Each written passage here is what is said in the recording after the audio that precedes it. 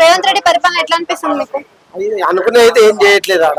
అది ఇంకా రైతులు అయితే చాలా ఇబ్బంది పడుతున్నాం. రైతు బంధు, రైతు బీమా, రైతు రుణమాఫీ లాంటి పథకాలు ఇస్తుండే కదా. అన్ని ఆడొచ్చినాయి అందరికి. ఎవరికో 10 మందిలో ఒక ఇద్దరికి ముగ్గురికి వస్తున్నాయి, అందరికి రావట్లే కదా.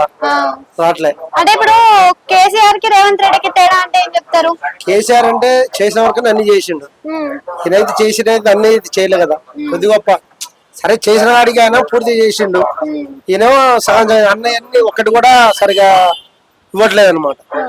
అంటే ఇప్పుడు లోకల్ బాడీ ఎలక్షన్స్ వస్తున్నాయి కదా, sarpanch, ZPTC, MPTC elections. So అప్పుడు పార్టీ ఏమైనా మారే అవకాశం ఉందంటారా? అంటే కాంగ్రెస్ వస్తుందా మళ్ళీ, లేకపోతే బీఆర్ఎస్, బీజేపీ వచ్చే అవకాశం ఉందంటారా? టీఆర్ఎస్ వచ్చే అవకాశం ఉంది. ఓకే, ఎందుకని?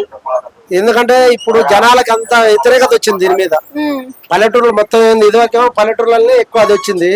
ఆ పల్లెటూరులోనే వ్యతిరేకత వచ్చింది ఇప్పుడు కాంగ్రెస్ మీద పూర్తిగా. సిటీ కంటే కూడా పల్లెటూరులోనే ఆడు ఇదివరకు కొట్టిండు. అది మొత్తం కూడా ఎఫెక్ట్ అంతా దాని మీద పడ్డది.